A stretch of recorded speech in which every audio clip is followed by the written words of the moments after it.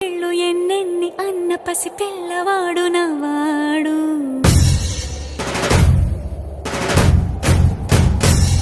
విడుముండోడు అని ఊరువాడ అనుకున్న గాని మహారాజు నాకు నవ్వాడు.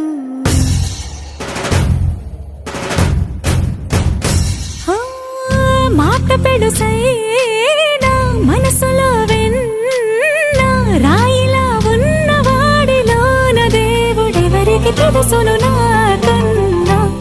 సూసేకి అగ్గిరవ్వ మాదిరే ఉంటాడే నా సావే.